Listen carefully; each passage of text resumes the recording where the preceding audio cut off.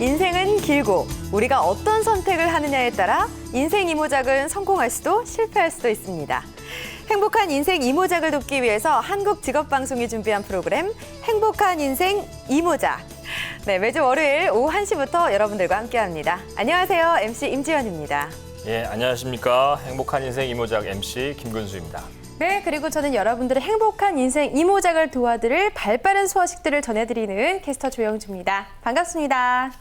네, 행복한 인생 이모작 오늘 두 번째 시간입니다. 귀농귀촌 시리즈 이어지고 있죠.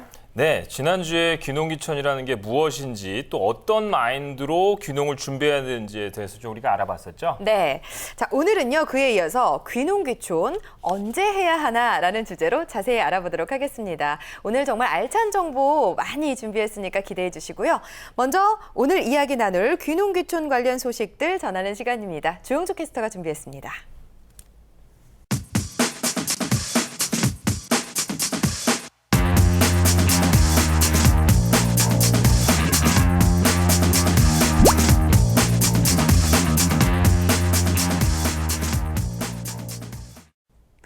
네, 귀농귀촌에 대한 환상이 지난주에 확 깨졌습니다. 그만큼 현실을 제대로 보고 준비할 수 있었던, 오히려 도움이 됐던 시간이었는데요. 오늘은 그 두 번째 이야기, 귀농귀촌에 관한 소식들 준비했습니다. 지금부터 함께 보시죠. 네, 귀농귀촌인의 100명 중 55명은 1년 이상 준비를 했고 자신의 귀농귀촌에 대해 46명은 성공적이라고 평가하는 것으로 나타났습니다. 농촌진흥청과 한국농촌경제연구원은요, 귀농귀촌인의 안정적인 농촌사회 정착을 지원하기 위해 실시한 귀농귀촌인 정착 실태조사를 결과를 발표했는데요. 조사 결과에 따르면요, 귀농귀촌 준비 기간은 3년 이상이 21.4%, 2, 3년 미만이 14.1%, 1, 2년 미만이 19.7%로 약 55.2%에 해당하는 절반 이상이 1년 넘게 준비했다고 조사됐습니다. 반면 준비 기간이 없었다는 비율은 매우 낮아서 귀농귀촌 시기가 최근일수록 준비 없이 귀농귀촌하는 비율이 점차 줄어드는 것을 볼 수 있는데요. 또 귀농귀촌 이전의 직업을 알아봤더니요, 자영업자가 가장 많았고요. 그 다음으로는 사무직, 행정경영관리자, 기능직, 판매 서비스직의 순이었는데요. 최근 들어서는 행정경영관리자나 사무직이 점차 증가하고 있다고 합니다. 자, 그리고 귀농귀촌의 이유를 살펴봤습니다. 조용한 전원 생활을 위해서가 가장 높은 비율을 차지했고요. 그 다음으로는 도시 생활의 회의를 느껴서, 은퇴 후 여가 생활을 위해서, 새 일자리나 농업, 농촌 관련 사업을 위해 등의 순으로 나타났습니다.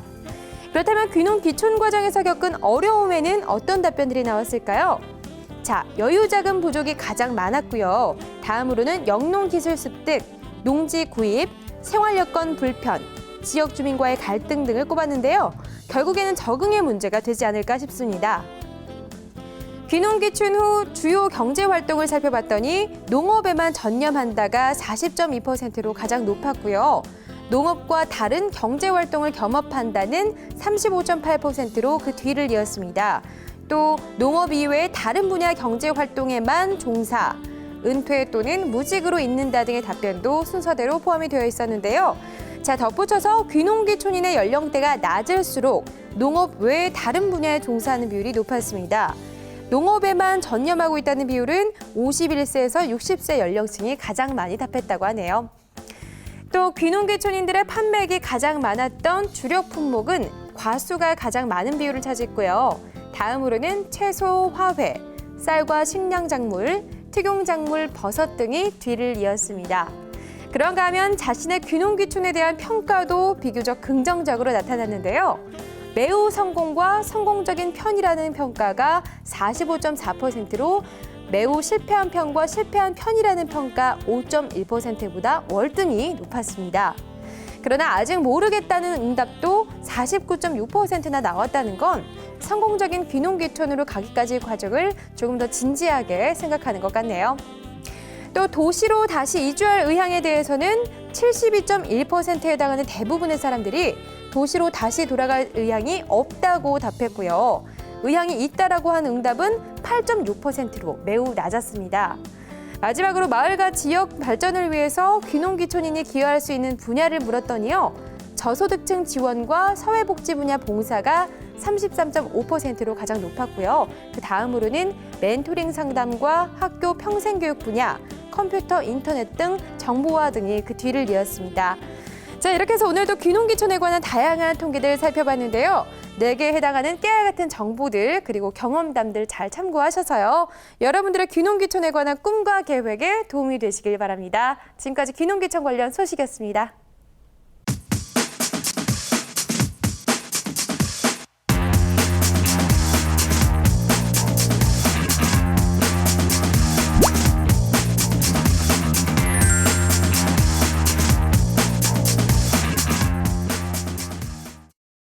자, 이제부터 본격적으로 행복한 인생 이모작 귀농귀촌 2번째 시간을 열겠습니다. 네, 저희가 준비한 귀농귀촌 시리즈 그 2번째 시간은요. 바로 귀농귀촌 언제 해야 하나입니다. 네, 오늘 함께 이야기해 주실 분 소개해 드립니다. 귀농귀촌 전문가 화천현장 귀농학교의 박기훈 선생님 함께합니다. 어서 오세요. 네, 반갑습니다. 그러니까 네. 자, 이제부터는 본격적으로 귀농귀촌에 대해서 이 얘기를 해보도록 하겠습니다. 오늘은 귀농 언제 해야 하나라는 주제로 얘기를 나눠보려고 합니다. 예, 저도 귀농을 생각을 안 해본 건 아닌데요. 네. 타고난 도시민이라서 예, 좀 생긴 건 이렇게 생겼어도 도시에서 네. 살았습니다. 네. 본격적인 귀농을 결심하고 그 귀농을 하기까지는 걸리는 시간을 계산해 보니까요. 네. 전 답이 안 나오던데요. 그렇죠. 그러니까 땅도 알아봐야 되고 또 할 집 일 많죠. 짓고 네. 또 가서는 뭐 어떤 작물로 농사를 지을지 뭐 이런 걸 고민하다 보니까 준비하는데 뭐 한 2, 3년은 충분히 걸리겠더라고요. 맞아요. 예. 또 교수님은 굉장히 꼼꼼하시니까 아, 네, 저 소심한 거죠. 예. 이렇게 답이 안 나오는 시간이 들어가는 것 같은데요. 그렇습니다. 진짜 적어도 1년은 좀 고민을 해야 귀농을 실천에 옮겨야 한다. 이런 얘기가 있더라고요. 그렇죠. 네. 대부분 이렇게 사람들이 귀농을 결심하고 내려갈까지 보통 어느 정도 시간이 걸리나요? 보통 정답은 없는 것 같은데요. 네. 대충 아까 말씀하신 대로 1년 정도는 1년 이상은 걸리는 것 같고 네. 저랑 제가 2004년도에 귀농했는데 그때 귀농 교육을 받고 아직도 귀농 못 하시고 계시는 10년 이상 고민하시는 분들도 많이 계시는 걸 알고 있습니다. 네. 사람마다 좀 다르군요. 네. 어쨌든 고민이 충분히 필요하다라는 얘기였던 것 같습니다. 네, 그렇군요. 제가 앞서 뉴스에서도 말씀드렸지만 귀농 준비 기간 3년 이상이신 분들이 21.4%로 가장 높았고요. 2년에서 3년 미만이 14.1%, 그리고 1, 2년 미만이 19.7%라고 하더라고요. 이 절반 이상의 분들이 1년 넘게 준비한다고 하던데 왜 그 정도의 시간이 걸릴까라는 생각이 들었어요, 선생님. 준비할 게 제일- 아무래도 많아서 그렇겠죠? 예, 제일 큰 문제는 아마 먹고 사는 문제에 대한 해결책을 나름대로 찾느라고 시간이 많이 걸리는 것 같고요. 네. 그리고 두 번째가 이제 귀농지 선정, 어디 가서 살 것인가. 네. 아마 이 두 가지 문제가 가장 크다 보니까 이 부분을 해결하느라고 시간이 걸리는 것 같은데 이거는 보면은 지금 한 10년 전에 귀농하시던 분들이나 지금 귀농하시는 분들이나 똑같다고 보는 게 한 번 정한 곳에 내가 뿌리를 받고 살아야 된다는 생각이 네. 굉장히 강한 것 같아요. 네. 근데 이건 참 사실은 착각인데 어. 어쨌든 저희가 아마 도시에서 생활하면서도 10년, 20년 이상 한 동네에 한 아파트에 산다는 건 사실은 거의 불가능하잖아요. 그런 그러네요. 분들도 네. 계시긴 하지만 근데 향후 이제 저희 평균 수명이 아마 늘어났기 때문에 시골에 가서 사시는 분들 세월이 보면 최소한 30년인데 그 30년 동안 한 동네에 산다고 생각하는 거는 너무 큰 어떤 희망사항이 아니냐. 그래서 10년 전과는 다르니까 지금은 너무 그렇게 어렵게 어디 가서 뿌리를 받고 살겠다는 생각까지 너무 하시면은 그러다 보니까 귀농지를 찾는 게 너무 어려워요. 네. 조금은 가볍게 접근하시는 게 나을 것 같고 예. 사실은 이제 본인의 불안감을 해소하는 데 시간이 걸린다. 내가 좀 덜 불안할 때까지 교육이라는 교육도 다 받아보고 어디 가볼 때 다 가보고 아마 이러느라고 시간이 많이 걸리는 것 같습니다. 네, 알겠습니다. 선생님 얘기를 듣고 보니까 조금은 쉽게 선택할 수 있겠다라는 생각도 드는데 그 귀농지를 선택하는데 가장 많은 시간이 걸린다고 하셨어요. 네. 그 귀농지라고 하면 이제 귀농을 해서 우리가 농사를 지을 지역을 말하는 거잖아요. 교수님은 만약에 귀농을 한다 하면은 어느 지역에 살고 싶으세요? 뭐 귀농귀촌이라 그러면 아무래도 뭐 산 좋고 물 고운 곳에서 뭐 신선 노름을 할 수 있는 뭐 그런 장소를 택하려 하지 않을까요? 네. 또 많은 사람들이 자기가 살던 고향 땅 뭐 이런 데를 생각하는 비율도 굉장히 높을 것 같아요. 예, 맞아요. 그런 부분도 많고 근데 제가 보니까 산 좋고 물 좋은 거는 1년이 안 가는 것 같아요. 한 1년 정도 지나니까 산 좋고 물 좋다든가 경치가 좋은 거는 다 별로 관심사가 안 되는 것 같고 네. 집 바로 뒤에 산이 있으니까 10년이 지나도 산을 한번 안 올라가는 것 같아요. 그럴 수도 있겠네요. 네. 이왕이면 좀 1년 넘게 고민을 하고 공부를 했으니까 자기가 좀 가고 싶은 곳으로 가면 좋겠다라는 생각도 드는데 그게 아니라 귀농지를 좀 선정하는 기준 같은 게 있다라는 거죠. 예, 근데 결국은 그게 객관적인 기준은 제가 볼 때 없는 것 같고요. 많은 사람들이 선택하는 기준이 있는 것 같습니다. 네. 될 수 있으면 남향에 그리고 배산 임수라에서 산이 뒤쪽에 있고 계곡이나 물이 좀 보이고 마을 인심이 좀 순우하고 좋고 아니면 여러 가지 뭐 그 오염된 시설이라든가 이런 것들이 없고 이런 장소를 많이 찾는 것 같은데 네. 가장 큰 문제는 뭔가 하니 이 9가지 조건이 10가지가 있다면 9가지 조건이 다 만족돼도 본인은 한 가지 조건이 만족스럽지 못하면은 그 귀농지를 선택 안 하는 겁니다. 네. 저도 귀농지를 찾으러 한 1년 넘게 다녀봤는데 예. 나중에 귀농을 정착하고 나서 내가 왜 1년 동안 다닌데도 못 찾았을까를 생각해 보니까 네. 플러스 그러니까 이래서 귀농하겠다를 찾은 게 아니라 네네. 이렇기 때문에 이 지역은 귀농 못 하겠다. 다 좋은데 땅값이 비싸다. 땅값도 적당하고 다 좋은데 남향이 아니야. 네. 다 좋은데 마을 인심이 안 좋아. 이런 식으로 한 가지 안 되는 부분을 계속 찾아서 우리가 다니기 때문에 예. 귀농지 찾기가 너무 어려운 것 같아요. 저도 뭐 한 10몇 가지 조건을 찾고 다녔는데 결국은 나중에 꼭 귀농해야 되겠다고 생각하니까 한 2가지 정도로 압축을 했어요. 그러니까 본인 스스로의 어떤 기준을 세울 필요가 있다. 저는 하나가 초등학교가 있을 것. 네. 그러니까 저희 애가 그때 어렸을 때니까 애기 뭐 학교를 데리고 다니려고 먼 거리 가는 거는 힘드니까 그렇죠. 그거 하고 제가 어렸을 때 자랐는 크기 정도의 마을 그러니까 면소재지 정도는 좀 피하고 싶다. 좀 더 작은 마을에 살고 싶다. 이 2가지 조건이었는데 귀농을 하고 보니까 그 조건도 안 맞았어요. 귀농하고 보니까 동네가 면소재지였고 굉장히 네. 큰 동네였습니다. 네. 그러니까 본인이 원하고 조건 지은 만큼 땅을 구한다는 것이 제가 볼 때는 굉장히 어려운 일이에요. 그렇군요. 이게 우리 지금 교장 선생님께서 계속 강조하시는 부분이 이제 귀농지를 선택하는데 가장 오랜 시간을 좀 투자해야 된다. 뭐 이런 지금 말씀을 하고 계시는 것 같아요. 네. 그 이유가 뭘까요? 중요하다기보다는 대부분 사람들이 그게 시간을 굉장히 많이 보내는 것 같습니다. 네. 이게 아까 제가 뭐 10몇 가지 조건이 된다고 말씀드렸는데 그 조건을 한마디로 압축시키면 싸고 좋은 땅이에요. 네. 그렇죠. 네. 비싸고 좋은 땅은 지금도 전국에 굉장히 많이 있습니다. 네. 근데 싸고 좋은 땅이 있느냐 생각을 해봐야 되는데 없다고 봅니다. 제가 네. 생각할 때는. 네. 싸고 좋은 땅은 없다. 근데 싸고 좋은 땅을 찾으려고 하다 보니까 사기도 당하기도 하고 여러 가지 문제들이 많이 생기는 것 같은데, 예. 그런 땅을 없다라고 생각하면은 차라리 이제 좀 편할 것 같고, 네. 또 지금 살아보고 땅을 구해야 된다라는 말씀도 많아요. 네. 근데 그것도 제가 볼 때는 좀 몇 년 전 얘기다. 요즘은 네. 저희가 인터넷으로만 보더라도 그 땅의 모습을 다 볼 수 있는 상황인데 네. 쉽게 사기를 당하거나 이럴 경우는 없거든요. 저희 같은 경우에 살다 보니까 하루 농사를 짓고 있는데 네. 바로 인접한 땅에 제가 알고 있는 주인이 알고 있는 땅에 컨테이너가 하나 들어오는 거예요. 무슨 일일까 싶어서 땅 주인 되는 형님한테 전화를 해서 형, 땅 팔았어요? 물으니까 네. 안 팔았대요. 무슨 소리냐? 이상하게 뭐 땅에 뭐 이사가 오고 있다. 건물 하나 들어오고 있는데 그랬더니 막 놀라서 뛰어왔어요. 네, 그러니까 네. 싸움이 벌어졌는데 알고 보니까 그 오시는 분이 자기 땅인 줄 알고 땅 한번 보지도 않고 사신 거예요. 그러고 나서 그 자리에 컨테이너를 갖다 놓았던 겁니다. 네. 정작 본인의 땅은 개울 건너에 길도 없는 땅이었어요. 이게 옛날에 있었던 일이었거든요. 네, 네. 그러다 보니까 그 시기에는 제발 땅을 좀 천천히 사시고 지역에 살아보면서 마을 사람들의 소개를 받고 땅을 사시라 그랬는데 요즘은 땅을 대부분 인터넷으로 먼저 다 뒤져보시고 네. 또 등기부등본 다 따져보고 사시니까 그런 일이 거의 없어요. 예. 단 그 땅을 소개받기를 만약에 강원도의 춘천시의 땅을 소개받으면서 서울에 있는 부동산을 통한다든가 이렇게 되면 좀 문제가 있다고 봅니다. 그래요? 예, 그 지역 부동산을 통해서 사거나 하면은 큰 문제는 없다. 그래서 네. 너무 이 땅 사는 문제에 시간을 많이 끌 필요 없다. 왜 그러냐 하면은 네, 네. 귀농지 선택하는데 시간이 다 걸리다 보니까 네, 네. 세친 귀농 전문가가 나와요.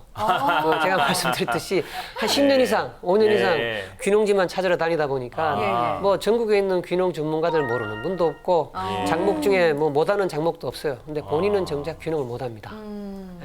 너무 그쪽을 찾을 필요 없고 또 우리가 생각은 우리가 바라보는 땅, 우리가 선택한 땅이 좋은 땅이라고 생각을 하는데 저희가 시골에 살아본 입장에서 볼 때는 그건 도시민 생각에 좋은 땅이었다 이거죠. 저희가 볼 때 주로 개울가, 계곡 옆에다 집 짓는다 그러면 대충 다 귀촌하시는 분들이에요. 지역 사시는 분들은 안 짓습니다. 거기다가. 만약에 비라도 크게 오면은 떠내려가지는 않더라도 그 바위 하나가 굴러오더라도 저녁에 잠을 못 자거든요. 시끄러워서. 그러니까 개울가나 이런 데는 한 번씩 놀러 가서 사는 지역이고 그런데 집인데 우리는 그런 땅을 최고 좋은 땅으로 알고 사서 집을 짓는단 말입니다. 그래서 우리가 고르는 땅이 대부분 다 도시 사람의 시각으로서 산 땅이라는 걸 인정을 하고 그렇게 사신다면은 너무 고를 필요가 없다. 왜? 골라봤자 다. 굉장히 현실적인 얘기를 해주셨는데요. 그래도 좀 귀농하기 좋은 지역이 좀 따로 있는지 궁금해요. 왜 기사 같은 거 보면 귀농 후보지 베스트 5 뭐 이런 내용도 있잖아요. 네, 저도 봤어요. 경남의 거창, 그다음에 경북 상주, 전북 고창, 그리고 전남 강진, 강원도 평창 등이 있더라고요. 뭐 이렇게 선정되는 이유가 따로 있나요? 예, 이게 선정 기준은 아마 그 2014년도에 선정했으니까 2013년도 기준으로 귀농자가 많이 내려간 곳 그리고 지방자치단체에서 굉장히 적극적으로 일을 하면서 지원을 많이 해주는 곳 아니면은 뭐 인터넷 카페라든가 귀농자 협회라든가 이런 부분들이 굉장히 잘 구성이 되어 있어서 아마 귀농인들끼리의 대화라든가 귀농인들과 지역 주민들과의 그 융화를 위한 프로그램이 굉장히 잘 되어 있는 곳. 게다가 물론 이제 그런 상대적인 조건 이외에 토지, 땅값이 좀 쌀 것 이런 조건도 아마 포함되어 있는 것 같습니다. 게다가 요즘은 연세가 드신 분만 내려가시는 것이 아니라 젊은 세대가 많이 내려가다 보니까 교육 조건을 따지는 것 같아요.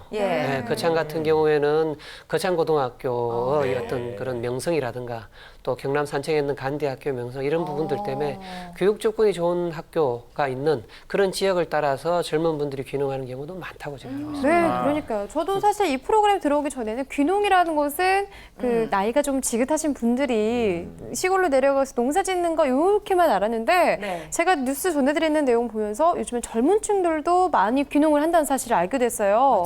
그런 것들을 보면 좋은 귀농지의 선택, 요건이라고 하면 뭐 도심과 인접해 있거나 좋은 교육 요건이 충족되는 그런 지역에 또 좋은 뭐 귀농지가 되지 않을까라는 생각이 들어요, 선생님. 또 좋은 어떤 귀농지의 조건 같은 거 어떤 게 있을까요? 아까 말씀하신 대로 그쪽 귀농 조건을 찾다 보니까 대체적으로 귀농자들이 선호하는 지역은 땅값이 다 비싸요. 그렇죠. 그래서 전국적으로 그럴 수밖에 없을 것 같아요. 한 번 조금 이름이 난 지역은 대충 전국적으로 땅값이 비슷한 상황이 벌어집니다. 그래서 오히려 지금은 좀 그런 지역보다는 약간 좀 덜 알려져 있고 지역 주민들의 연세가 많아서 젊은 사람들이 가면은 굉장히 좋아하는 지역. 그런 지역을 오히려 선호해서 찾아야 될 것 같고 또 저희 귀농 귀촌 하시는 분들 입장에서 본다면은 공무원들이 얼마나 그 지역에 있는 공무원들이 얼마나 이 귀농하고 귀촌하시는 분들에 대해서 열려있는 마음이 있느냐. 지역 주민들도 중요하지만 사실은 그 행정을 집행하는 분들의 사고가 굉장히 중요하다고 봅니다. 그분들이 정말 열린 마음으로 귀농 귀촌자들을 받아주는 그런 지역이 있다면 그런 지역이야말로 제가 볼 때 1번 순위라고 제가 생각하고 있습니다. 네, 좋은 말씀 정말 많이 해주셨는데 사실 귀농 시에 또 중요한 부분이 가족들의 이해나 양해 이런 부분이 아닐까 싶어요. 맞아요. 저희 아버지도 이제 귀농 얘기를 꺼냈다가 엄마가 말도 못하게 하셨거든요.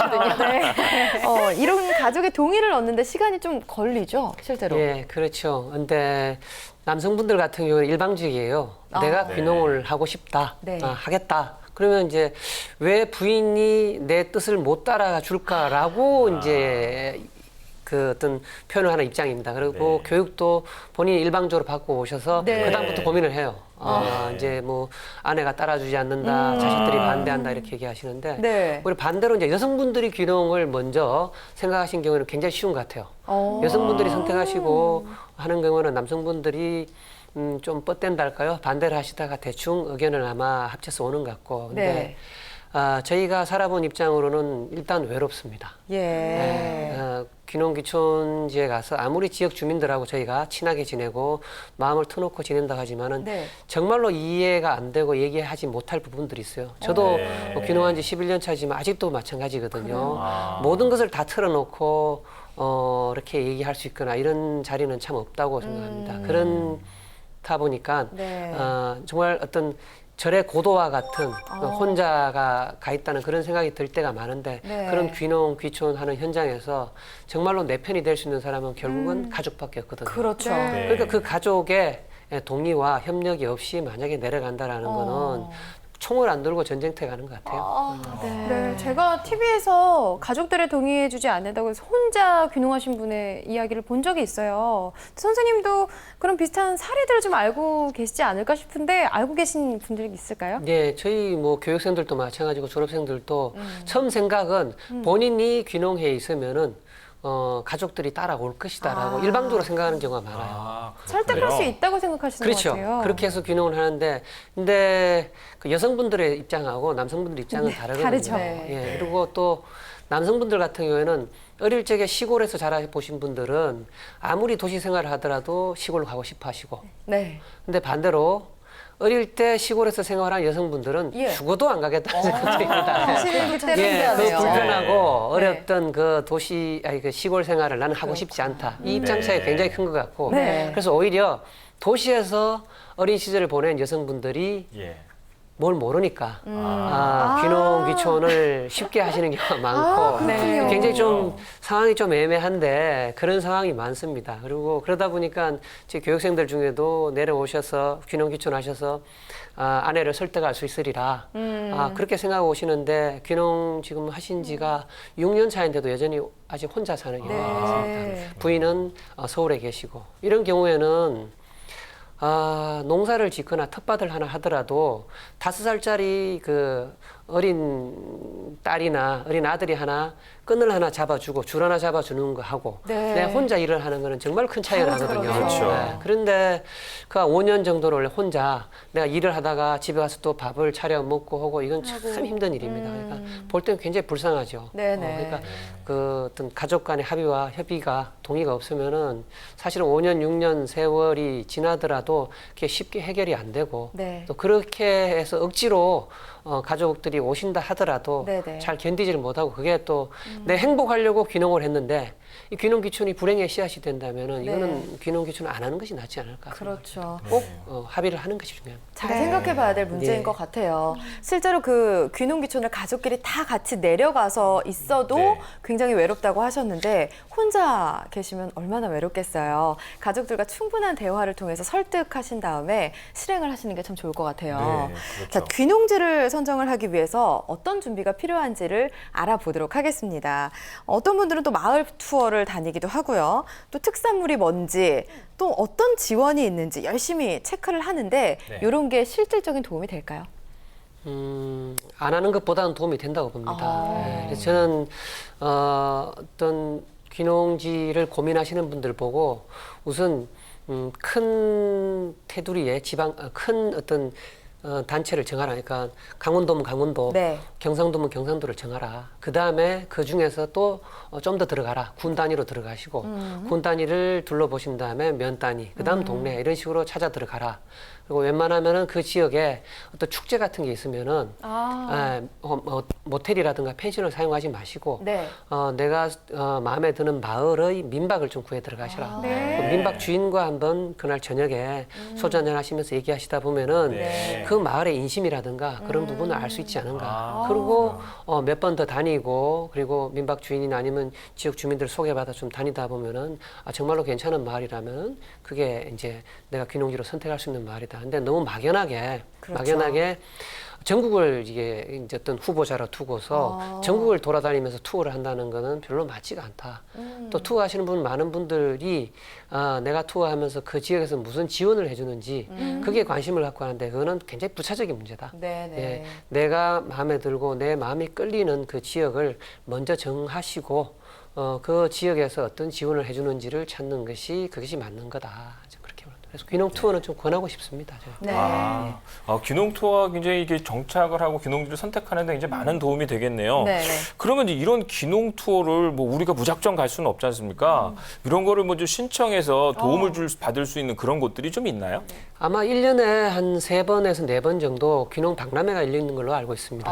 네. 아마 농림부에서 주관하는 귀농 박람회도 있고 그리고 어떤 개별 기업에서도 하나는 박람회도 있는데 이런 쪽에 가시면은 각 지방자치단체의 담당자들이 나오셔서 귀농 투어 프로그램을 소개를 합니다. 네. 그때 신청을 하셔서 그 지역으로 가시면은 어떤 그 지방자치단체 지원을 하니까 비용도 싸고 최소한 1박 2일 정도 해서 그 지역 그 지방자치단체에서 소개할 만한 지역이라든가 아니면 장목 이런 부분들을 다 실습도 하시고 경험도 하시고 굉장히 어떤 좋은 기회가 될 것 같아요. 네. 그리고 가장 쉬운 방법으로는 전 시간에 말씀드렸지만 귀농귀촌 종합센터 네. 그 홈페이지를 들어가 보시면은 네. 각 지방자치단체의 귀농 투어 일정이 잘 나와 있습니다. 네. 거기 신청하시면 될 것 같아요. 예, 알겠습니다. 네, 고맙습니다.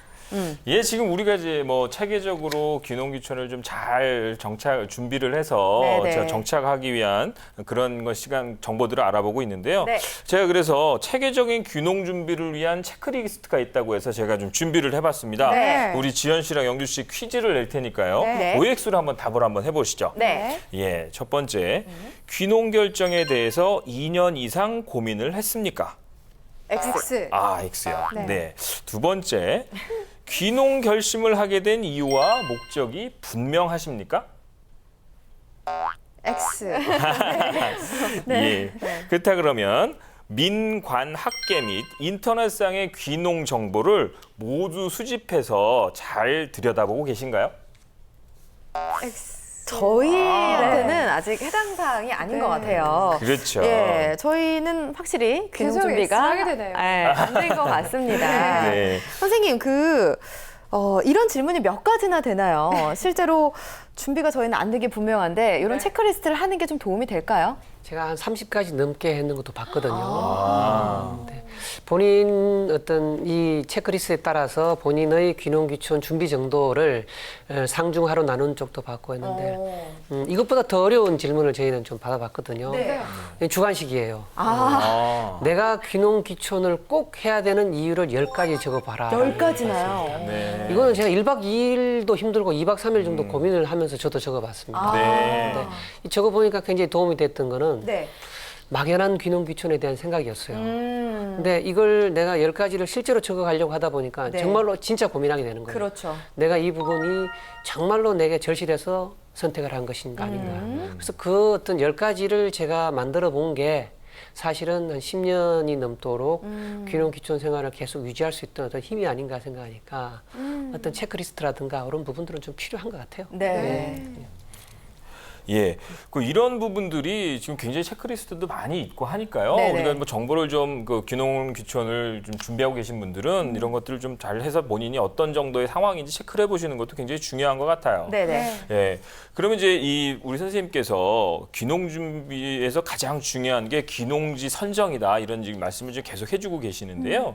그러면 이것만은 꼭 체크를 해봐야 한다. 그런 거는 어떤 게 있을까요? 네, 제가 귀농지 선정이 중요하다고 말씀드리는 이유는 네. 귀농지 선정 자체라기보다는 저희가 대부분 이제 외부에서 답을 찾아 들어가요. 네. 그러니까 뭘 먹고 살 것인가 이 부분도 귀농지를 선택한다든가 귀농하기 전에 외부에서 우리가 나는 밤나무 할래, 사과나무 할래, 포도 할래, 아로니아 할래 이런 식으로 우리가 미리 계획을 잡고 1년, 2년 공부를 해서 들어간단 말입니다. 네네. 근데 이것이 과연 현장에 들어가서 이것이 현실적으로 가능하냐? 제가 볼 때는 거의 한 70% 정도는 불가능하다. 네. 네, 그러면은 어떤 다른 어떤 뭐 장목을 선정한다든가 다른 걸 준비해서 들어가는 것보다는 무슨 귀농지 선정이 먼저가 아닌가.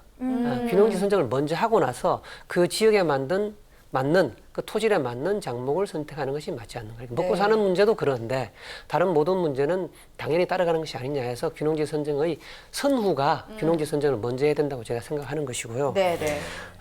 여러 가지 어떤 포인트가 많이 있습니다. 특히 이제 그동안 많이 나왔던 얘기가 겨울에 땅을 봐야 된다라는 얘기도 나왔고요. 그리고 아까 제가 말씀드렸듯이 어떤 살아보고 네. 땅을 사야 된다 이런 얘기도 많이 나왔는데 네. 겨울에 땅을 사야 된다라는 말도 정답일 수도 있고 아닐 수도 있습니다. 오. 네. 왜냐하면 만약 임야 산을 산다든가 네. 몇 년 동안 묵었던 땅, 그러니까 농사를 짓지 않던 땅을 살 경우에는 이 지금철에 가면은 땅이 안 보입니다. 네. 경계가 안 보이니까 땅을 보러 갔지만 어디가 어딘지도 모르니까 이게 살 네네. 수가 없는 노릇이죠. 네. 엉뚱한 땅을 살 수도 있고 네. 그럴 경우에는 겨울에 땅을 가서 보는 것이 맞습니다. 경계가 확실하니까.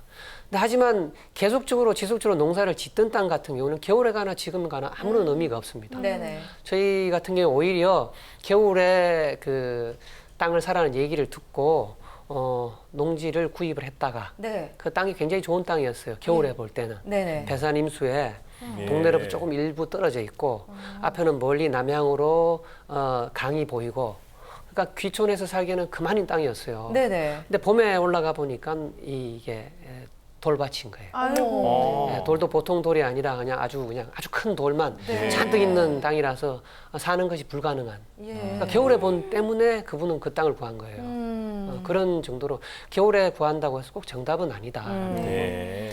또 그리고 지역에 살아보면서 지역 사람들의 추천을 받고 땅을 사는 것이 좋겠다라는 얘기도 지금 거의 많은데, 네. 근데 지금 이것도 아마 좀 지난 얘기 같다. 왜 그러냐 하면은 이제는 귀농귀촌자들이 전국에 이렇게 방송을 할 정도로 전국에 귀농귀촌자 희망자들이 많고 네. 귀농귀촌자들이 많다 보니까 땅이 이제 돈이 된다는 건 지역 사람들도 다 생각을 하고 있어요. 그래서 만약에 우리가 찾는 싸고 좋은 땅이 있다면 그 땅을 지금 우리 동네에 온 잠깐 한 6개월 같이 산 옆집 사는 사람에게 내가 소개를 시켜줄 것인가? 아니면 내가 그 땅을 사서 조금 손을 대서 비싸게 팔 것인가는 네. 생각을 해보면 답이 나오지 않느냐. 네, 이거죠. 그렇겠네요. 누가 보더라도 네. 조금 맹지거나 길이 좀 없다 하더라도 반듯하고 이쁜 땅이다. 그러면 내가 그 지역에 살고 있는 사람이라면 네. 아니면 이장님이라면 내가 그 땅을 사서 그렇죠. 네. 예, 조금 길을 내고 동네 에 네. 사는 사람이니까 그걸 시가대로 판다면 바로 돌아서서 돈을 남길 수 있는데 네. 그렇죠. 내가 왜 그걸 무슨 피를 나눈 형제라고 얼마 보지도 못한 사람에게 소개를 시키겠냐 이거죠. 네. 이거는 상식적으로 맞지 않는 얘기다. 그렇죠. 그러니까 그 생각은 버리는 것이 옳은 것 같다라는 겁니다. 그래서 제가 볼 때는 어떤 땅을 구할 것이냐는 본인의 선택에 달려 있는데 수없이 많은 조건들이 있는데 그 조건을 만족시키기는 힘들다. 네. 아까 말씀드렸듯이 한 가지나 두 가지 정도를 본인이 이것만은 꼭이라는 기준을 세워놓고 들어가시되 그 땅도 꼭 내 땅이 아니 내 땅이라는 생각은 버렸으면 좋겠다. 네. 제가 볼 때 땅은 인연이 있더라고요. 제발 이 땅은 안 샀으면 좋겠다라고 하는 땅을 굳이 그 땅을 우겨서 사는 분이 계시고 네, 네. 네. 그 땅을 사서 행복하대요. 길도 없는 땅인데도. 네, 네. 그러면 그 땅은 그분에게 좋은 땅입니다. 예. 근데 이 땅은 정말로 농사에 정말로 좋고 당신이 귀농해서 하기에는 정말 괜찮은 땅이라고 아무리 소개시켜도 그 땅이 싫다고 해서 안 사시는 분도 있어요. 그 땅은 굉장히 제가 볼 때는 주관적이니까 네. 본인이 선택하신 어떤 기준에 맞춰서 사는 게 좋고 그리고 그 땅을 한 2, 3년 제가 살다 보면은 이게 내 도시민 시각에서 찾는 땅이구나 하면 그때 파셔도 된다. 팔고 내게 맞는 땅을 새로 사셔도 된다. 이건 제가 처음 말씀드렸죠. 너무 진지하게 이 자리에 내가 뿌리를 네. 박는다 생각만 안 하신다면 충분히 가능한 문제다. 네. 그렇게 해서 접근에 들어가시면 땅을 구하고 하는 것이 그렇게 어려운 문제는 아닌 것 같다. 알겠습니다. 그러니까 선생님 말씀을 듣고 보니까 정답은 없다라는 네. 생각이 들어요. 그리고 가장 위험한 게 카더라 통신인 것 같아요. 카더라 통신을 좀 조심하셔야 될 것 같고요. 근데 어딜 가나 가장 문제가 되는 건 인간관계인 것 같아요. 네. 사람 간의 관계가 그렇죠. 좀 힘들어서 고통스러워하고 이런 경우가 많은데 주민들과의 관계도 굉장히 신경 써야 되지 않을까요? 그렇죠. 예. 그러니까 큰맘 먹고 이제 회사도 그만둬서 퇴직금 받고 대출금까지 받아가지고 그렇죠. 정착을 했는데 거기에 있는 주변 분들하고 안 맞아가지고 내가 그것을 나와야 한다. 야, 이러면 정말 난감할 것 같아요. 네네. 예. 그래서 구체적으로 귀농지를 찾을 때 있어서의 기준이 좀 있으면 선택하는 데 좀 많이 도움이 될 것 같거든요. 네. 대부분 우리 도시민들이 이제 귀농지를 구할 때는 우선 첫 번째가 현재 내가 어떤 소득 생활이라든가 아니면 생활을 하고 있는 공간과 가까운 곳을 1번 찾습니다. 두 번째로는 친구나 지인이 있는 곳. 네, 네. 네, 그 찾고. 그리고 그 모든 것을 만족시키면서도 항상 마지막에 따라가는 것이 싸고 좋은 땅을 찾고 들어가는 이렇게 수 있는데 네. 제가 생각할 때는 나를 환영하는 곳이 가는 것이 좋지 않을까. 와. 네. 제가 귀농을 했을 경우에는 저희 지역에 어떤 농촌 마을 개발 사업이 처음 들어가는 그 시기였습니다. 그러니까 저처럼 그 당시 제가 38에 귀농했는데요. 네. 젊은 사람이 들어오는 것을 굉장히 좋아했어요. 네. 왜냐하면 어떤 서류라도 하나 만들고 네. 같이 일을 함께 해줄 수 있는 젊은 사람을 굉장히 원하던 시기였기 때문에 예. 제가 들어갔을 때 굉장히 연착륙할 수 있었고요. 그렇죠. 그런 것처럼 지금 우리가 주로 찾기를 귀농자들이 굉장히 많이 모여 있는 지역을 찾는데 네네. 제가 볼 때 오히려 피하는 것이 좋지 않을까. 아. 우리는 생각할 때 귀농자들이 많이 모여 있는 지역은 우리가 귀농하기 편할 것이다. 네네. 또 왜 귀농자들과 우리는 서로 공동된 생각을 갖고 있으니까 예. 의사소통도 되고 좋지 않을까. 지역 사람들과 있는 것보다는 훨씬 낫지 않을까라고 생각을 하는데 요즘 현재 진행되는 상황을 보면은 네. 오히려 귀농자들끼리 모이는 데서 사고가 많이 나요. 칼부림도 나고 고소고발도 나고. 예. 네. 왜냐하면은 귀농 귀촌하시는 분들이 고집이 세요, 다들. 아. 말리는. 네네. 하지 말라고 하는 이걸 다 선택을 해서 왔지 그렇죠. 않습니까? 근데 처음에는 너무나 좋아요. 왜? 네네. 다 같은 의사를 공유하고 또 생각을 공유하고 나와 똑같은 생각을 가진 사람이 이렇게 있다는 것이 얼마나 좋겠습니까? 그렇죠. 그분들끼리 같이 생활하는 것 자체가 너무너무 좋았지만은 네네. 이게 생활이 되다 보면은 거기서 이제 갈등이 생기고 알력이 생기면은 네네. 어떤 피자를 나눠 먹는 상황이 되면은 네. 여기서 이제 문제가 생기고 특히나 땅과 관계에 대해서 길과 관계에 대해서 싸움이 벌어지면 지금은 굉장히 형제보다 친한 관계다가 네. 한 2, 3년 후에 보면은 다시는 얼굴도 보지 않고 한 마을에 사는 그런 경우가 많더라고요. 그래서 제 생각에는 오히려 귀농 귀촌자들이 많은 지역을 찾기보다는 이좀 젊은 사람들도 없고 귀농자들이 선호하지 않는 교통도 좀 불편한 지역에 연세 드신 분들이 많은 지역에 가면 오히려 환영받지 않을까. 그렇죠. 그런 지역에 가서 젊은 사람이 오시면 들어가시면은 네네. 계시는 분들도 좋아하시고 그분들의 또 손발이 되어서 같이 이 어떤 생활을 하시면은 낫지 않을까. 그러니까 이미 다 갖추어진 장소를 자꾸 찾아가려고 하지 말고 내가 어떤 역사를 만든다는 생각으로 들어가시는 것이 좋지 않을까 생각합니다. 그러니까 왜 우리가 어학연수 갈 때도요. 네. 그 한국 사람들이 좀 없는 곳을 가야 제대로 배운다 이런 그렇죠. 얘기 하잖아요. 그런 얘기죠. 좀 예. 비슷한 맥락인 것 같아요. 그전에는 우리가 귀농 귀촌하시면은 저만 하더라도 귀농해서 아마 집들이만 5번 한 것 같아요. 처음 이장님하고 소개를 해서 이제 집들이를 했는데 네네. 연세 드신 분들이 왜 젊은 놈들끼리만 하냐. 또 연세 드신 분들 모셔다 하고 또 저희 반에서 예. 반에서 또 하고 이런 식으로 하다 보니까 한 5번을 한 것 같은데 와. 예. 요즘 귀농 귀촌 하시는 분들은 이장님도 몰라요. 이장님한테도 인사도 안 하고 귀농 네. 귀촌 한 줄도 모르고 그러니까 본인들끼리 그냥 살아가는 상황이거든요. 그건 좀 아니네요. 예, 그래서 오히려 이제 이장님들 같은 경우에 저희를 붙들고 새로 이 신규로 귀농 귀촌하실 분들 교육도 중요하지만 이미 귀농하신 귀농 귀촌자들 좀 교육을 시켜달라는 얘기도 나올 정도로 이런 이제 문제가 많으니까 우리가 이제 귀농 귀촌 하실 때 그 동네 이장님을 좀 만나 뵙고 그 동네 인심도 어떤지 또 이장님은 어떤 생각을 갖고 있는지 맞아요. 좀 열려 있는지 이런 부분을 본다면 우리에게도 좋지 않을까 생각합니다. 네. 예. 역시 동네 이장님을 꼭 만나봐야 될 것 같아요. 맞습니다. 그 동네 가장 토박이라고 할 수도 있잖아요. 네. 맞아요. 예. 그 지역 사회라는 거는 그 지역 대부분은 시족 사회인데요. 네. 근데 시족 사회이든 아니든 간에 어떤 수백 년을 내려오는 동안의 문화적인 공동체라고 봅니다. 그렇죠. 그러니까 뭐 제가 상가집이라든가 아니면 잔치집에 가보면은 네네. 그 군민이 다 친척이에요. 왜 왔냐고 물어보면 무슨 어떤 뭐 고모의 무슨 사돈이라는 둥, 뭐, 네네. 친척에 뭐 또 친척이 된다 이런 식으로 해서 대부분이 다 일가 친척인 사회가 네. 지역 사회입니다. 그러니까 지역 사람들의 어떤 그 배려와 희생이 없이 이루어진 건 하나도 없습니다. 길 하나, 그러니까 동네 안에 다니는 길이 원래 그렇게 차가 다닐 수 있는 길은 아니잖아요. 네네. 지게 하나 정도 다닐 수 있는 그런 좁은 길이 있는데 그렇죠. 다 지역 사람들을 위해서 동네에서 내놓은 길이고 또 동네는 학교 하나도 지금 폐교가 되고 하더라도 그 학교를 만들 때도 지역 주민들이 우리 지역의 애들을 교육시키겠다고 다 땅을 내놓은 거란 말입니다. 네. 그 지역 사람들의 희생과 배려가 이루어져서 나와서 만들어진 것이 그 지역 사회이기 때문에 네. 우리가 그 지역을 어떤 들어간다라는 거는 그 그 지역 분들의 희생과 배려로 이루어진 땅에 무임승차하는 거니까 네. 그 부분을 저희가 잘 인정을 하고 들어가면은 아마 편할 것 같고요. 네. 그런 사회다 보니까 지역 사회는 철저하게 정치적인 사회고, 그러니까 되는 것도 없고 안 되는 것도 없어요. 오. 법적으로는 분명히 되는 거지만 네. 지역 분들이 안 도와주면은 될 수가 없는 노릇이고, 네네. 이게 법적으로는 안 되는 것 같지만 지역 분들이 다 내 땅도 내어주고 길도 내어주고 하면서 하다면은 될 수도 있는 사회거든요. 그렇군요. 예, 그러니까 네트워크 사회인데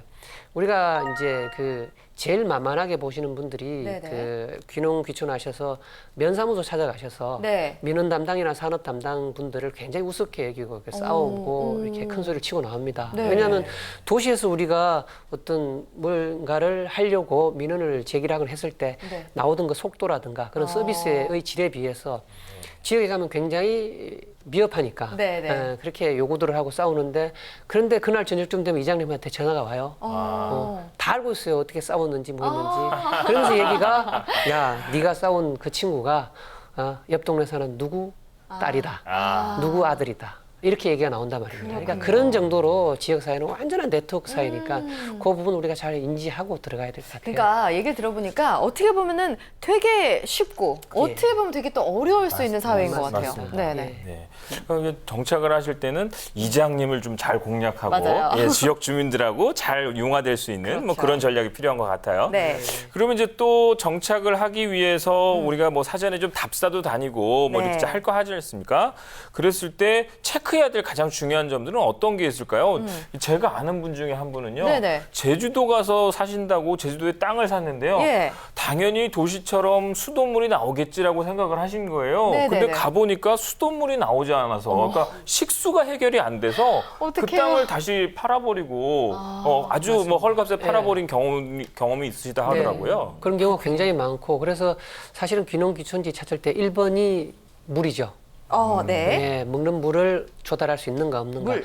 아무리 경관과 경치가 좋더라도 그게 해결이 안 되면 안 되고, 네. 또 특별하게 나는 전기 없는 곳에서 살겠다라는 분이 아님이라면은 이 전기가 우리 집에 끌어들일 수 있는지, 그러니까 아마 돈을 얼마 들이지 않고 드릴 수 있는 건지 네. 이걸 반드시 확인을 하셔야 될 것 같아요. 예. 예. 그리고 아마 저희가 귀농 귀촌지를 찾으러 갈 때 나이에 따라 다르다. 연세에 따라서. 연세에 따라. 네, 젊은 사람들 같은 경우는 아무래도 학교라든가 그렇죠. 네. 지역 주민들과 어울리는 걸 생각해야 되고, 아니면은 뭐 젊은 여성분들은 아무리 내가 시골에 살다 하더라도 네. 한 달에 한 번 정도는 그래도 마트라도 가보고 그럼요. 시장이라도 가봐야 되니까 네. 이런 어떤 그 문화적인 어떤 욕구를 예. 충족시켜주는 환경을 찾아야 될 것 같고요. 근데 대신에 연세 드신 분들은 내가 어느 날 갑자기 어떻게 몸이 아프거나 힘들었을 경우에 네. 종합병원이든 아니면 응급실이든 갈 수 있는 상황을 찾아야 되니까 요거 자기가 나이와 연세 상황에 따라서 찾아야 될 것 같다.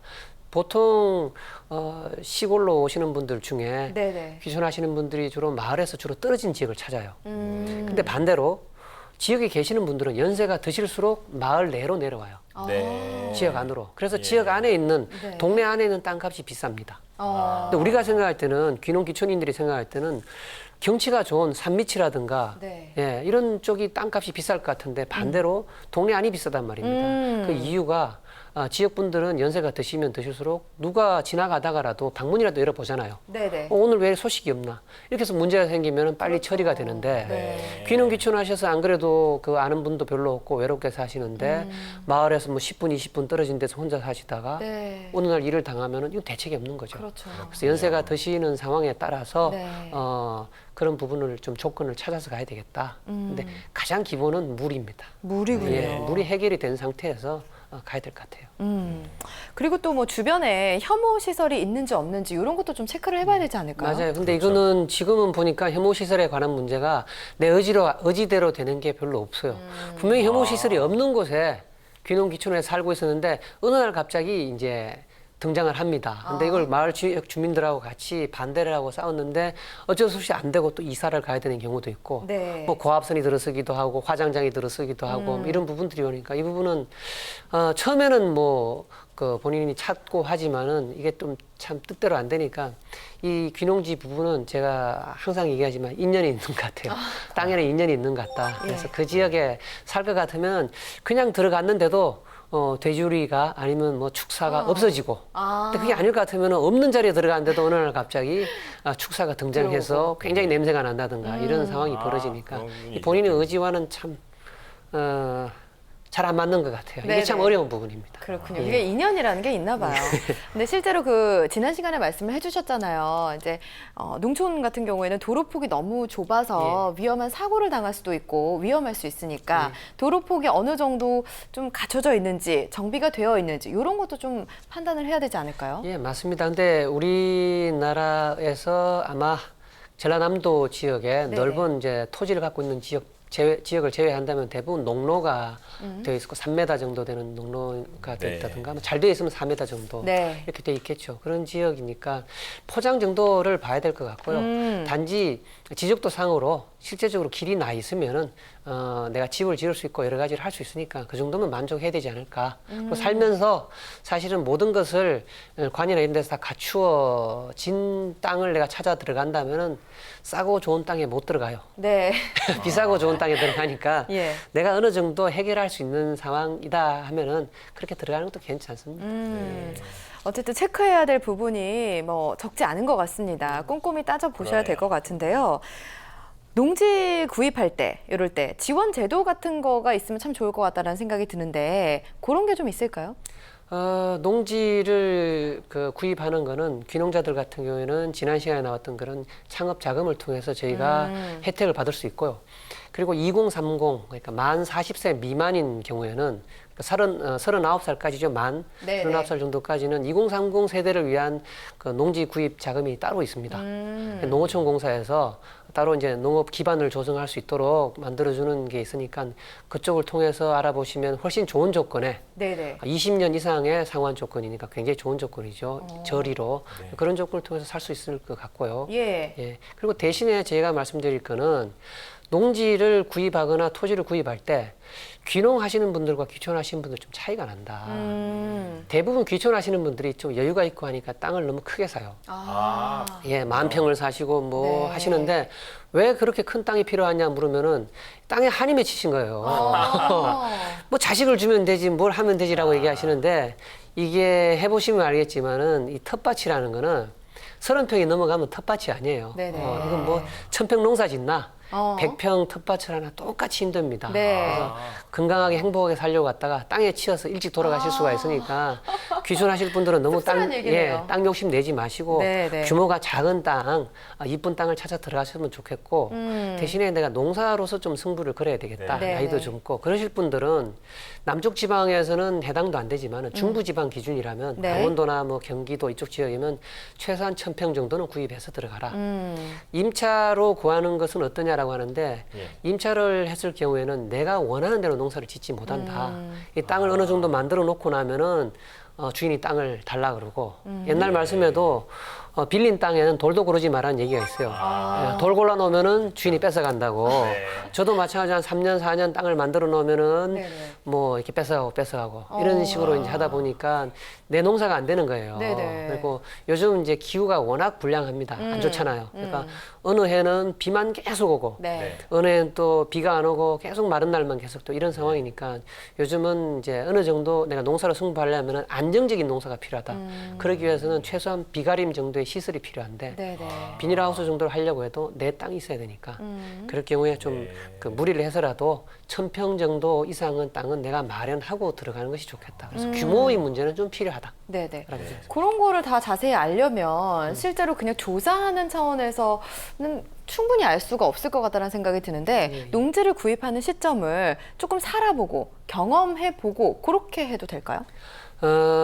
제가 볼 때는 as soon as possible입니다. 돈 있을 때 빨리 하라. 왜? 귀농 귀촌자들 그러니까 결국 우리 때문에 땅값이 계속 올라가요. 제가 귀농했을 때 저희 지역의 땅값이 평당 32,000원을 냈습니다. 그게 그 10월 이전까지입니다. 근데 11월 말 기준으로 저희 지역 땅값이 11만 원을 찍었거든요. 이게 저희 지역만 그런 것이 아니라 다른 지역도 계속적인 현상인데요. 그러니까 1년, 2년 정도 살아보고 땅을 사겠다고 들어갔는데 내가 들어갈 때 평당 15만 원 땅값이었단 말입니다. 그리고 살아보니까 이 동네가 괜찮아요. 난 그러면 잘 됐다. 이 동네에서 땅을 사야 되겠다. 라고 처음 들어올 때 이미 눈여겨본 땅이 있잖아요. 네네. 물어보니까 이제 20만 원이라 그런 겁니다. 아. 1년 사이에 앉은 자리에서 1,000평을 살려고 했는데 5천만 원을 손해본 겁니다. 네. 그러면은 내 입장에서는 네. 나는 항상 들어갈 때 땅값이 내 땅값이에요. 그러니까 억울해서 땅을 못 사는 거죠. 네네. 그러고 나서 그렇죠. 다른 지역에 가서 땅을 사는 거예요. 아. 그러면 1, 2년을 내가 그 지역에서 살아본 아무런 의미가 없잖아요. 네네. 그래서 제 생각은 오. 지금 이 시점에서 2015년도 시점에서는 네. 땅을 빨리 사는 게 좋지 않을까. 그렇지만 아까 말씀드렸지 내가 사는 땅이 꼭 내가 평생 살 땅은 아니라라고 생각하고 들어가시라. 그러고 나서 네. 들어가 보시고 나는 농사에 승부 걸려고 갔는데 야, 이 농사는 정말 사람이 살 짓이 아니네. 네. 나는 그냥 펜션이라든가 이런 식으로 네. 농촌 관광 쪽으로 바꿔야지 하면 그 땅을 팔고 경치가 좋은 아까 말씀드린 뭐 계곡이나 이런 쪽으로 땅을 바꿔 살 수도 있고 반대로 또 펜션을 하려고 했는데 옆 동네 친하게 지는 형님이 농사를 짓는 거 보니까 괜찮아요. 네. 아, 이건 매일 뭐 관광객들 이 빨래하고 뭐 이불 빨래 하느니 방청소 하느니 나는 차라리 농사로 승부하는 게 낫겠다라고 하면은 그런 땅을 팔고 농사에 적합한 땅을 살 수가 있다. 근데 그렇게 된다면은 내가 들어올 때 땅값에 비해서 동네 땅값만 오른 게 아니라 내 땅값도 올랐으니까 그걸 팔고 새로 갈아탈 수가 있지만 내가 안 사고 있다가 네, 네. 새로 산다 그러면은 그때 나는 그 시세 차익에 대해서는 내가 감당할 부분이 없다. 그렇군요. 차라리 사는 게 낫다. 아. 이건 순수하게 제 주관적인 얘기입니다. 아, 놀라운 얘기예요. 사실은 그 돌다리도 두드려 봐라 이런 얘기를 하는데 오히려 이제 선생님께서 말씀해 주신 거는 그러다가는 재발등 찍을 수 있으니까 차라리 빨리 부딪혀서 경험을 해보는 게 낫다 이런 말씀을 해주신 거예요. 예. 팔 수가 있다. 왜? 우리가 고른 땅이잖아요. 그렇죠. 도시민들이 좋아하는 땅이잖아요. 네. 살 사람이 있다. 알겠습니다. 그렇군요. 예. 아무튼 그 땅도 이제 구해서 내가 이제 그 마을에 들어가게 됐습니다. 네네. 그러면 우리 마을 주민들하고 잘 협력적으로 이제 화합을 이루어야 할 텐데 그렇죠. 이게 어울려서 사는 게 쉽지 않거든요. 네. 이 빠르게 아까 말씀하신 것처럼 이 공동체 사회에 내가 빨리 흡수되기 위해서는 어떤 전략이 필요할까요? 저는 이제 귀농 귀촌 할 때는 굉장히 전략적으로 접근해야 된다고 생각합니다. 저는 귀농을 할 때 시점을 겨울로 잡았습니다. 네. 저희 가족이 다 이사를 할 때가 11월 달 서울에 첫눈이 올 때, 첫눈을 맞으면서 귀농을 했습니다. 그러니까 저희 지역에서 이제 어르신들이 어린 애들 데리고 왜 추울 때 겨울에 귀농을 했느냐, 네네. 봄에 하지라고 말씀을 드렸는데, 그때 귀농을 하니까 지역 사람들이 다 놀고 있을 때예요. 같이 놀았죠. 5개월을. 그렇군요. 5개월을 같이 놀다 보니까 그 5개월 사이에 매일 같이 술 먹고 놀고 하다 보니까 네. 동네 사람이 돼버렸어요. 근데 만약에 제가 봄에 귀농하고 아니면 이 시점에 귀농했다면 바빠서 지역 사람들도 제게 관심을 못 가질 거예요. 그러면은 그 지역 사람이 되는데 아무래도 시간이 더 걸렸겠죠. 네. 그러니까 이런 식으로 전략이 필요하다고 보고요. 그런 면에서 제가 어떤 굉장히 강조하고 추천하는 말씀은 농사를 그 지역 사람이 똑같이 짓는 농사를 제일 많이 짓는 농사를 한번 지어라. 네. 몇 년을. 왜? 제가 볼 때 시골 사람들, 지역 사람들의 굉장히 큰 장점은 뭐냐면은 예. 같은 농사를 짓는 사람은 봐준다 이겁니다. 네. 같은 고생을 한다라고 생각을 해서 봐주는지는 모르겠지만 네. 동네에 내려가서 아무리 동네 인사 안 하고 예. 아무도 아는 척 안 하고 네. 하더라도 그 농사만 그 동네 사람들이 다 짓는 농사를 열심히 짓고 있으면은 동네 사람들이 먼저 아는 척을 합니다. 이거 그렇군요. 완전 실전 팁이네요. 예, 지나가면서 아는 척하고 이 사람아 그건 이렇게 찝는 게 아니야 이렇게 하는 거야. 그리고 정말로 열심히 하고 있으면 찾아옵니다. 와서 자네 혼자 그러지 말고 동네 네. 좀 모임에도 나가고 놀러도 나오게 이렇게 얘기합니다. 그런데 그 동네에서 전부 애호박 농사를 짓고 있는데 네네. 예, 혼자 가지 농사를 짓는다. 3년을 아마 농사를 지어도 지역 사람들이 아는 척 안 할 거예요. 왜? 저 사람하고 우리는 다른 사람이라고 그분들은 생각을 하거든요. 그렇군요. 그래서 첫째로 지역 사람과 가까워지기 위해서라도 그 지역 사람들이 짓는 농사를 한번 지어봐라. 그리고 두 번째로는 그게 안 망하는 길이다. 우리가 생각하는 농사는 뭔가 폼이 나고 첨단 같고 네. 예, 옷도 좀 덜 지저분한 옷을 입고 네. 뭐 깨끗하고 방송이나 이런 데 이게 좀 언론을 탔는 이런 장목을 농사 지으면 네. 될 것이다. 예. 왜? 나는 이미 IT라든가 이런 정보에 무장해 있는 사람이니까. 예. 그러니까 저런 뭐 기존의 농사를 짓는 사람들하고는 다르다라고 생각을 한단 말입니다. 근데 생각을 해보자 이거죠. 기존에 농사 짓던 분들이 아직도 버티고 있는 이유가 뭘까? 네. 우리가 TV나 방송으로 본다면 이미 다 도태되어 없어져야 될 건데. 네, 그러네요. 1960년대부터 현재까지 우리나라 60년, 70년 동안에 농정의 핵심은 그렇죠? 농업의 구조조정이거든요. 네. 구조조정이라는 건 말이 구조조정이지 농업 인구를 줄여오는 사업이었지 않습니까? 근데 그럼에도 불구하고 끝까지 버티고 아직도 농사를 짓고 계시는 60대 이상의 분들은 네. 베테랑이고 그분들은 전문가라고 봐야죠. 그럼 그분들이 왜 그 농사를 지을까? 네. 올 한 해는 당장 이게 힘들 수는 있지만 3년, 4년을 두고 봤을 때 이게 결국은 먹고 사는 길이라고 생각하니까 그 농사를 그렇죠. 짓고 있다. 어. 크게 유행을 안 타고. 네. 그렇다면은 그 농사를 짓는 것이 가장 실패 확률이 적은 것이 아닌가. 왜? 기술도 내가 부족하니까. 네. 그래서 그분들을 따라서 농사를 지으면 뭐가 됩니까? 그분들이 제게 있어서 선생이 되잖아요. 그렇죠. 그렇죠. 베테랑이고. 네. 네. 그러면 제가 그분들에게 겸손할 수밖에 없고 공손할 수밖에 맞네요. 없으니까 그 지역을 들어갈 때 마음 자세가 이미 이루어지잖아요. 그러니까 그 지역 분들이 같이 짓는 농사를 내가 함께 짓는 것만으로 그 지역에 이미 적응할 수 있는 하나의 큰 무기를 갖고 들어가는 거다라는 네. 거죠. 그리고 망해도 좋다 이겁니다. 예. 같이 망하면은 그만큼 좋은 게 또 없습니다.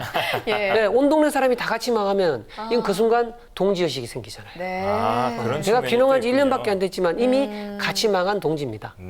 이런 것만 하더라도 그 지역 사람과 같이 농사 짓는 것이 얼마나 중요한가. 네. 그러다가 그 와중에 내가 공부하고 내가 하고 싶은 다른 특용작물 농사들을 조금씩 해보면서 네. 내 자리를 잡는 것이 그것이 제가 볼 때는 지역에 자리 잡을 수 있는 가장 빠른 길이 아닌가 생각하고 네. 그렇게 생각합니다. 진짜 고개가 끄덕끄덕 해질 수 있는 이제 경험에서 온 생생한 얘기들을 전해주셨습니다. 네. 얘기를 듣다 보니까 계속해서 좀 빨려 들어가게 되는 그런 경향이 네. 있는데 다음 시간에도 귀농귀촌 시리즈 이어지시니까 기대해 주시고요.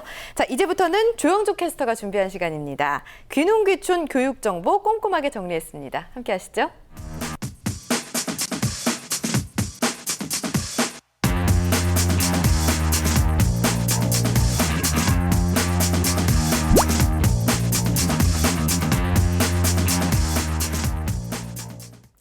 네, 한 해가 다르게 늘어나는 귀농 인구. 하지만 귀농은 단순한 환상이 아닌 현실입니다.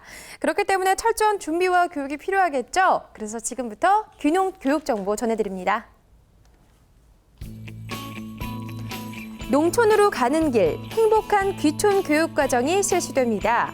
교육 인원은 30명이고요. 교육 기간은 9월 7일부터 9월 11일까지고요.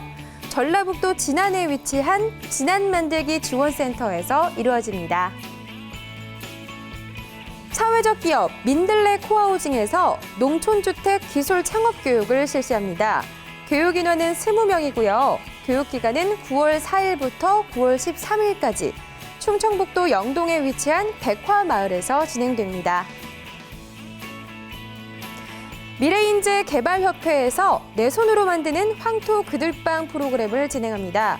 교육 인원은 15명이고요. 교육 기간은 10월 3일부터 10월 10일까지 일주일간입니다. 강원도 평창에 위치한 통나무 흙 구들학교에서 이루어집니다.